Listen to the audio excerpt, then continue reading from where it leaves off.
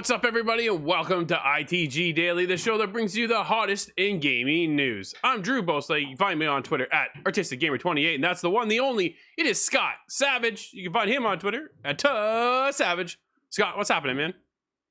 Oh man, a lot of long nights, staying up playing video games way longer than I should. Yeah, it's That's the life. But man, somebody's got to do it, right? Dude, everybody can be joining us live over on twitch.tv/theofficial ITG, as well as YouTube at Inside the Game Official. If you can't join us live, hit us up later. InsideTheGame.ca, podcast services, and TV streaming networks around the globe. Scott, coming up on today's show, EA will be done with Star Wars after the Respawn projects. Star Wars Knights of the Old Republic is in development, but not with BioWare, and The Rock is coming to a video game movie that he's been playing for years. Dude, wonder what he's been playing. We'll be getting into that discussion, but are you nervous at all of that? Well, I feel like it's not Doom 2, but yeah. I would have been very satisfied with Doom 2. I know that's an unpopular opinion, but... Was he good in Doom? I like to think so. It was a pretty easy character he's got to play, look the part. That's fair, that's fair. Well, let's get going with some rumors. This is a follow-up for yesterday's article. EA is done with Star Wars following Respawn's 3 projects currently in development. This comes from David over at PSU. It's an exciting time to be both a gamer and a Star Wars fan. As more developers come out with different takes on a galaxy far, far away, EA just yesterday announced that Respawn will be taking the lead on the next 3 Star Wars projects to come from the publisher. After that, however, a new report from website VentureBeat claims that, quote, EA is done with Star Wars, end quote, meaning that these 3 games will potentially be the last we will see from EA, as more developers put their spin on the series now that Disney has ended the EA exclusivity deal. Dude, they had that was a 10-year deal. Yeah, that was a very long time. Has it lived its entire 10 years? Because it feels like it's been a little bit shorter than that. I'm going to say it has. I want to say it's been that long. At least it feels that long with some of the Star Wars development hell they've had to go through. So yeah, I think that's the biggest thing, right? DICE pitched Battlefront and EA turned them down for the 3rd one. They said it's just too expensive of a project to even happen. So that's not going to happen whatsoever. Which is kind of... They thought, based on the last review, we have to make more than 5 levels. Too expensive. Well, yeah. So there's that. There is... Now, they also go on to kind of make a little note of... Dude, if we get Star Wars... We know we are getting Star Wars Jedi Fallen Order 2. But it doesn't mean that's going to happen into a trilogy now. And that's kind of something we were thinking yesterday, right? It was... Cool, dude, this could work its way into a trilogy, but it sounds like it's going to be a sequel and end right there. If EA would have made good on the promises from the get-go, I think they could have a longevity on this tail of their contracts to go back with Disney and say, hey, look, here's been our run of Star Wars titles. Here's 1313. Here's the Jade Raymond and Amy Hennig projects that were for Star Wars that never saw the light of day. Somehow disappeared. Yeah, it really boggles the mind. But well, I feel like they were kind of disappointing in that they stuck to just Battlefront. Of course, everybody wanted to see Battlefront come back. Those were super knockout hits back in the day. But if they had gone with a more of a wider spread of titles, I think that might have helped them out. What happened to Republic Commando, Dark Forces, Jedi Academy? There's all kinds. Pod Racer.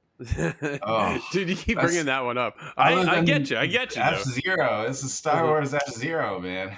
Makes a lot of sense, right? The report also mentions that the new FPS title is being developed by the team behind Medal of Honor Above and Beyond, which is likely an indication that this new FPS title will be a VR game, potentially one that releases on PlayStation VR 2. Didn't really see that one coming. I'm going to be honest. I thought first-person shooter. That was it. I wasn't thinking VR. We've seen, what is it, Immortals, Vader's Immortals? Is that what? Yeah. Or am I reversing those words? Either way, that's a VR title. Dude, they did 3 of those. That came right out of Oculus themselves, right? Like, they were working with. So we're starting to see Disney kind of branch out into other developers to focus on the brand of Star Wars. And I think that's what's likely to happen now. which is going to bring us right into our next topic as well, Scott. New Star Wars Knights of the Old Republic title is being developed, but not at BioWare.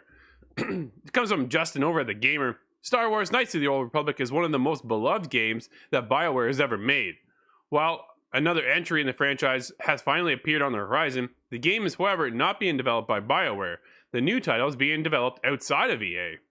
The news comes by way of Bespin Bulletin, who is described as a, quote, Star Wars insider, end quote. Bespin like the Cloud City.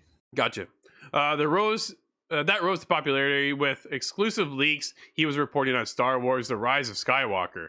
Bespin Bulletin has reported, quote, multiple exclusives regarding Star Wars projects, including television series and video games, end quote. The leaker has a long list of confirmed predictions going back several years. Dude, this is exciting, but who is working on the next Star Wars KOTOR then? That's what I'm wondering, and without knowing exactly who would you want it to be? Oh, man, you had to do that, eh? Let's see. Like, I gotta think of some of the best storytellers around. I have two answers myself. One would be Obsidian. Yeah, that makes a lot of sense. Absolutely. I think that has to be on the top of the list. But yeah. Second to that, what about Kojima Productions? Oh, He's man, doing something across mediums like Star Wars. The man can tell a story. Well, as convoluted as that story is, yes. Right? It might be made sense by 5% of the consumers, but still. Yeah, when the actors don't know what the story is about, it kind of makes you question a whole lot of things. But honestly, I'm trying to think. If there's somebody, one studio in particular, part of me wants to go to Naughty Dog. I'm thinking of Norman Reedus and Mads Mikkelsen with lightsabers. Well, yeah, right. That's zoom. Yeah, I would think I'd like to see what Naughty Dog could do with a Star Wars title. Like, dude, that'd be wild. They can tell a story. Uncharted. You got them on the mind, eh? I certainly do. Yeah, it's because my review just dropped today of Uncharted Legacy of Thieves collection. Make sure you swing by our YouTube channel, check that out. EA was one of the few developers making Star Wars games for quite a while, but Lucasfilm has recently started handing out licenses to a variety of other companies. According to Bespin, the studio currently working on the new Knights of the Old Republic title is among these. Whoa, that's Among Us. That reminds me of our next topic coming up, actually, but I'll hold off. Bespin referred to the comments by the journalist Jason Schreier that, quote, nobody's going to guess, end quote, which studio is working on the game. Amongst my digging, I heard there are Knights of the Old Republic project in development somewhere. Bespin Bulletin said, quote, I talked to a couple of people, and I also found out that Jason Schreier said that it's not with EA, and we'll never guess who that studio is that's making this game. The news comes in the wake of another leaker, Nate Nadja, saying something very similar to Schreier. Quote, it's not as mysterious as you think, end quote, the leaker said. Quote, it's just not a household name that most people are aware of, end quote. Okay, well, that swings me back into Kojima, but that's what he's a household name. That almost adds more mystery to it, though. It's not as mysterious as you think. Well, so I'm going second guessing any of the ideas I did have. Well, we see it. That's what I said, right? We see it starting to branch out. We know that Quantic Dream is working on Eclipse. That's a new project too. If Detroit Become Human, like Heavy Rain, man, what a studio. They can tell a story. Yeah. And the way they're able to manipulate those stories and have everything have a consequence, right? Every decision has weight to it. I think that's one of the coolest and exciting things. So I'm curious to see what Eclipse looks like in the next 5 years. It's maybe 6. I just had an idea about right? This Star Wars project, though. What if that was by Telltale? Ooh, wow. Now, they could... I'm just thinking of maximum storytelling. Sure, I think that's a good way to go too, right? It would be a different approach coming out of Telltale, though. I think, right? Just because it's weird to think of Telltale now because of what they were in the past. Close the studio, another developer kind of comes in and takes over the name of Telltale. For those who aren't aware of what's going on with the world of Telltale. But they kept all those IPs and those properties. It is a little weird, right? Normally you launch a new studio. You don't take over a bankrupt studio. kind of scenario. I've only seen that situation happen with bands, and it did not work out very well. But in the case of Telltale, I feel like that sort of subject matter, you don't take that name without knowing what you're going to do now. Well, I think so, right? We also know right now they're working on The Expanse. They're working on The Walking Dead. Mm-hmm. Could they be working on a Star Wars title? Perhaps. We've seen them work on Borderlands before. The Walking Dead is one of their biggest IPs. That's without a doubt, and one of my favorite of all time. Like, it's just, man. Another idea I had was, what about Square Enix? Because they have dealt with Disney property in the past. Sure. They are well known out there, but not everybody, maybe because they're not American based. I'm thinking smaller, almost like indie though, in a sense, right? Like, who could we get that's indie-ish? Would Hello Games venture into the world of Star Wars? Dude, they have the whole galaxy at their fingertips with No Man's Sky. Like, that would be big boots to fill. You know, I'd like to give them a decade if that were the case, but we'll see, man. There's so many things happening. What's happening right now, though, Scott, is that The Rock is turning one of the biggest, most badass games into a movie. Comes from Josh over at The Game. For years, it was a widely held belief that video games don't make good movies, and movies don't make good video games. There was the odd exception, but for the most part, gamers would peek through gaps with their fingers trying to see what a big Hollywood studio had done to their favorite game. See, well, as a prime example, dude, there's none other than Mario Brothers and Assassin's Creed. Assassin's Creed was one of the worst video game movies I've ever seen. I feel like I always ask this, but Hitman, did that one match at all? My brother really likes Hitman. I love Hitman. Like, Hitman is a fantastic franchise as a video game. So I actually got to talk to David Bateson, who voices Agent 47, and I asked he could star as the full actor himself. Absolutely. I asked him what he thought of the Hitman movies, and he actually apologized for them. So that kind of gives his insight as well. So I was like, yeah, he said those are bad, and they aren't that good. Yeah, they're just not that good. The Resident Evil ones come to mind. The Resident Evil movies, I think, were not made to be good, as weird as that sounds. But if you don't take them seriously, they're great. Yep. So and then of course I mentioned Doom, because that had The Rock way back. I think that was 2006. Yeah. And I really liked that movie. Well, The Rock revealed his upcoming video game adaptation during an interview with Men's Journal. Quote, "We're going to bring one of the biggest, most badass games to the screen. One that I've played for years," end quote. Nobody knows anything past that, what he's played. But, dude, anytime I think of The Rock, I just think of Fast and Furious. Or Jumanji. Like, he's got certain roles, right? So I don't know, will we see him in a Call of Duty movie? Will we see him in a Mass Effect? A lot of people are going to the world of Mass Effect. Yeah, right. Well, I've seen a lot of I don't know about that one, man. I've seen some funny photoshops of him with an Among Us character around his face, and I go, okay, that's not gonna be it. But no, it's not. I think, what about Gears of War? Yeah, a Gears movie makes a lot of sense. Batista opposite The Rock, and you could fill that up. That'd be pretty good. I'm definitely curious to see what happens. I'm also curious to see what happens with Blizzard is developing a new survival game for consoles and PC. Create a new universe with us. This comes from the Blizzard Entertainment website. Blizzard is embarking on our next quest. We are going on a journey to a whole new universe, home to a brand new survival game for PC and console. A place full of heroes we have yet to meet, stories yet to be told, and adventures yet to be lived. A vast realm of possibility waiting to be explored. Every story needs a teller, and every world needs builders. What if that could be you? So here's the thing. I like the idea that Blizzard is branching out into something new. It's been a long time, Scott, since we've seen anything kind of come out of the way of Blizzard that we haven't already seen in recent years. Even in Warcraft property, they kind of have just been beating the same beat forever. Yeah. No, they're definitely hitting the same drum beat there for a long time. So for them to branch out into a survival game has me excited. I really enjoy survival games. They've got this bit of a hook to them that kind of can sink you in. Sometimes they don't really work, and sometimes they do. I have a lot of faith in Blizzard, what they can pull off here. But dude, we're not going to get this for another 5-6 years, at least. Yeah, right? This is just a little bit of a hiring advert, so it's not yet off of the concept boards, most likely. No, yeah, there's still drawings all over the wall that they're just starting to sketch on. So, yeah, don't expect that one anytime soon. Cool to see Blizzard, though, branching out, which is nice. And the whole Activision stuff.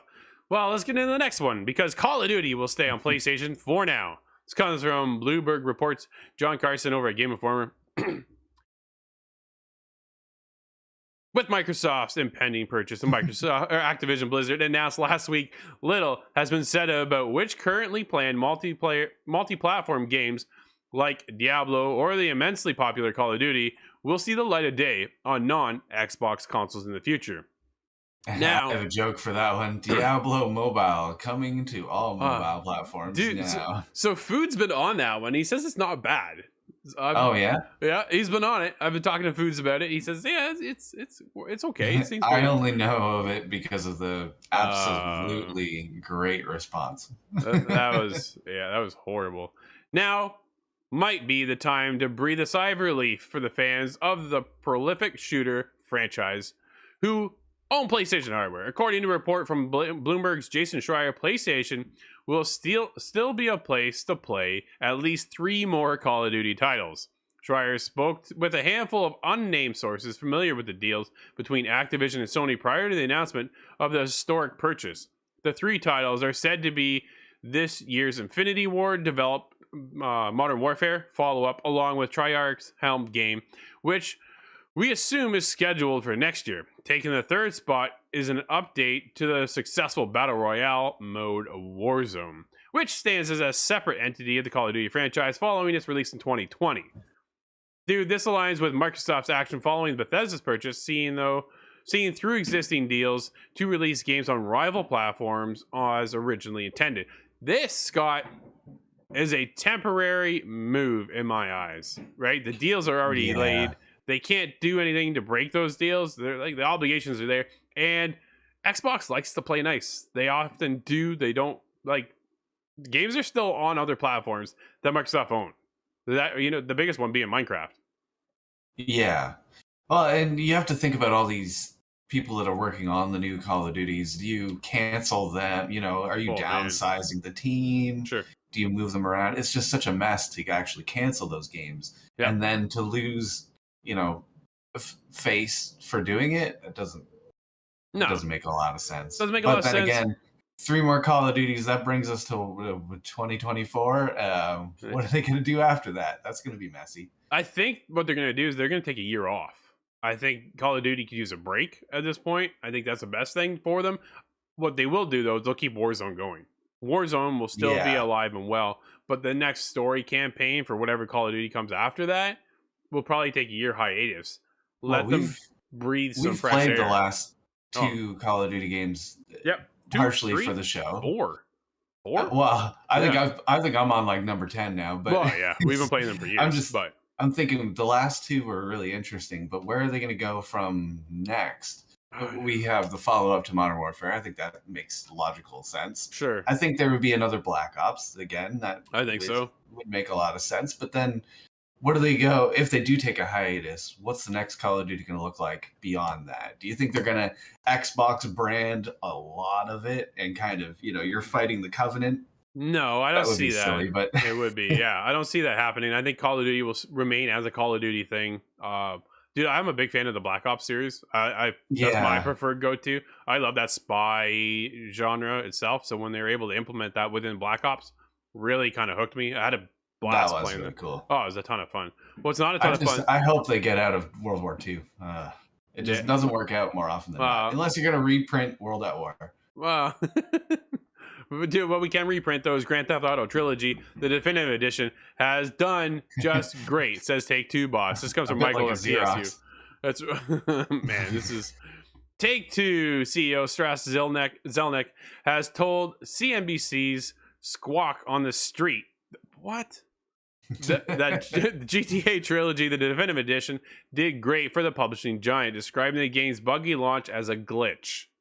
Oh. Really? And with regards to the GTA Trilogy, that was actually not a new title. That was a remaster of pre-existing titles. We did have a glitch in the beginning. That glitch was resolved. And the title has done just great for the company. Well, yeah, it's done great because it's got GTA attached to it. There's no doubt about it. Yeah. You put anything, a GTA title on it, boom, it just sells through the roof. Doesn't mean it worked well. No, and to call it a glitch, I think is kind of silly. Did the glitch take a zero out of your stock price? Because no, oof, not really. I doubt it even put a dent in it. Right? That's the thing. GTA Trilogy was a disaster when it launched. Not a glitch. Like so many people were like, "What's going on?" Textures were missing. Like just, I remember I saw an NPC had a bandana on, and it had more detail in the original than it did in the trilogy remaster. And I was like, "What?" Like the whole design was wiped clean. It was just a black bandana, and I was like, "That doesn't. How do you do that?" And it's just simple things like that, Yeah, but it littered this that is supposed entire to be game. a remaster, not a demake. Well, yeah, As interesting as those are. Yeah, well, yeah, that's a weird thing lately too. It's interesting to see that how everything's. They've really converted some of them back to like the old pixel days, and it's interesting to see. But this was a misstep by Take-Two in the GTA trilogy. Are you going to check out any of them yourself? No. The Vice City is the one that I want to play, but that's 3, I think, a little bit more than that. San Andreas, I'm very familiar with. See, you know what? I might actually load that up today just to take a peek. Well, so San Andreas came to Game Pass. GTA 3 went to PlayStation Now, and Vice City just left in limbo. So if you want to play Vice City, which is the one I was looking forward to playing, you actually had to go buy it. And I wasn't going to go buy it just to play for an hour and then never play it again. That was calculated. You know it was. Oh, absolutely. Vice City, they know. Like, you haven't been to the 80s in a while. Yeah, no, without a doubt. Scott, we do have a few games out today. What are those games? We have the curiously named Cake Invaders.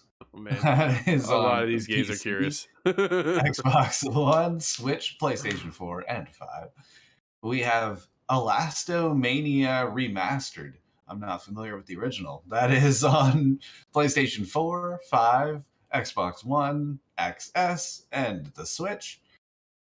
We have Summertime Madness on the Xbox One. I don't believe that has anything to do with Jeff Keighley. No. We have Starlight Shores on the Xbox Series X. And Gav Gav Odyssey. That's on the PC and the Xbox One. That's a that's a weird list. I've not seen any of those games before. It's a slow day in the world of releases, but I'm not even gonna ask anything, dude. What are you playing lately? I'm just gonna go there. Well, I'm into something for review purposes. I cannot talk about it yet, but that's fair. That's fair. That's one that's been keeping me up real late. I saw that last night. Actually, I'm like, oh, he's still playing that, eh? Yeah. Oh well. Other than that, I keep bouncing into Extraction. Yep. That Rainbow Six feeling to it, just something I can't get anywhere else. And Battlefield, oddly enough. I'm not sure if it's half out of curiosity or half out of like a legacy feeling about it, but a guilt. I've been having fun. In all honesty, I have been having fun. That's awesome. I've been playing a little bit of PUBG. Still back into that. Siege, like always. Did I jump back into Assassin's Creed Odyssey? I feel like I'm getting like this close to the end at 65 hours through the game now. So things are starting to wrap up to where the point of, man, maybe I'm actually going to end this game for. I just want to see the credits roll, man. It's been that long, right? So it's time to move on to the next one. It'd be a fantastic feeling, and then I can remove it from my console, and that'll free up 100 gigs. So that's always one of the biggest problems, right? Is trying to free up that space. If you have the next gen consoles, you know how limited you are because all that next gen hardware and stuff is so compressed, and then the games just keep getting bigger and bigger, and then they get them for PS5 and then the Xbox Series X and S re-enhanced versions, and those are only bigger files. Dude, we need that external. That was the biggest thing from last gen, is we could attach an external to it. It's a charming frustration, though. I haven't needed memory cards since GameCube. Oh, well, that's fair. But Scott, that's going to wrap up today's show. Everybody, thank you for hanging out with us. This has been ITG Daily, the show that brings you the hottest in gaming news. You can always join us live over on twitch.tv/theofficialitg, as well as YouTube at Inside the Game Official. But if you can't join us live, hit us up later, InsideTheGame.ca, podcast services, and TV streaming networks around the globe. Go check out my review of Uncharted, A Thief's Legacy. That launched today. The game will be out this Friday. Dude, it's a nice trip down memory lane. But until tomorrow, I'm Drew, that's Scott. We'll see everybody inside the game.